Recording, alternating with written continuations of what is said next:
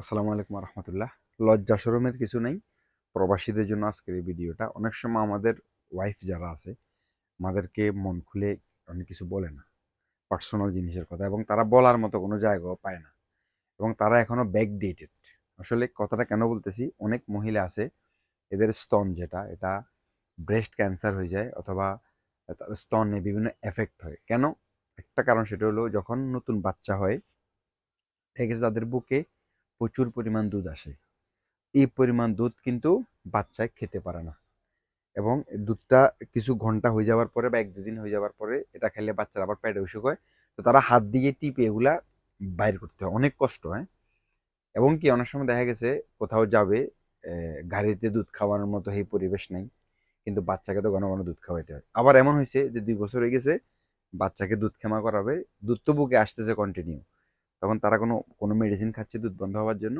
তো এতে করে বুকে যে দুধটা জমা আছে ওটা থেকে ক্যান্সার হয়, নাহলে ওটা অনেক কষ্টে ফুস করে করে এটা বাইর করতে হয়। যাদের ওয়াইফ আছে জিজ্ঞেস করি আমার কথাগুলো। যাক, মূল কথা আসি। এটা আমাদের ফেনী ব্রাঞ্চেও আছে এবং বাহারাইনেও আছে। দেশেরটা কোয়ালিটি এটার মধ্যে যদিও না হয়, আমরা চেষ্টা করতেছি অ্যারেঞ্জ করতে। এখানে আমার কাছে এটা ভালো কোয়ালিটি আছে। এটা হচ্ছে অনেকে বলে মাসুদ ভাই আপনি এগুলো কি ভিডিও বানান, আসলে এগুলো অতি প্রয়োজনীয়, এগুলো আমাদের ঘরে হয়ে থাকে। এটা হচ্ছে মিল্ক সাকার। এই দুধটার ভিতরে এই মিল্ক সাকার যেটা, এই মিল্ক সাকার এটা এখানে এভাবে এটা এখানে লাগাবেন। এটা খুবই ভালো কোয়ালিটিটা, কিন্তু হ্যাঁ, একটা আছে প্লাস্টিকের কাজ হয় না, এটা ভালো কোয়ালিটিটা। এটা মিল্ক সাকার, এটা এখানে লাগাই। এই যে ক্লামটা আছে, আর এটা হচ্ছে দুধের বাট, এটা হচ্ছে ফুসার। এটা আমি এই যে এটা হচ্ছে এই ফুসার। তো এটা এভাবে দুধের ভিতরে সেট করে এটা এভাবে এটা এভাবে পাম্প করবে, এটা এভাবে এভাবে পাম্প করবে, এই যে এভাবে, ঠিক এভাবে এভাবে। আচ্ছা, এখানে 3টে স্টেপ আছে। এটা এটা এখানে লাগবে, হ্যাঁ। এটা এটা এখান থেকে এভাবে এটা এভাবে দুধে লাগায়, এভাবে এটা যখন পাম্প করবে ভিতর থেকে দুধটা বের হই এখানে জমা হবে, এবং এটা সে ফ্রিজে রেখে পরেও খাওয়াতে পারবে, অথবা এটা ফালাই দিল।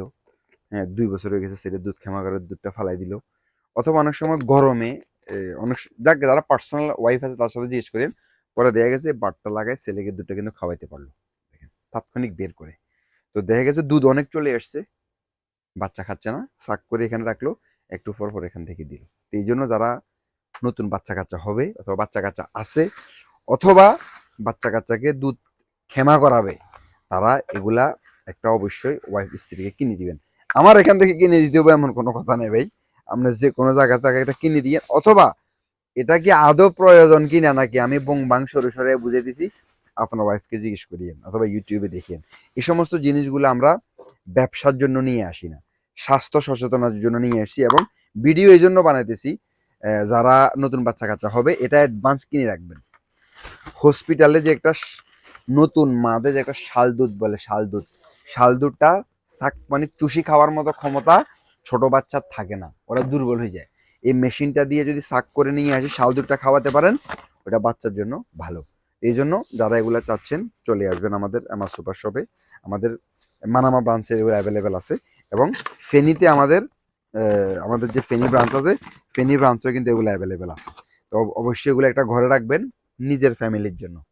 আসসালামু আলাইকুম রহমতুল্লাহ।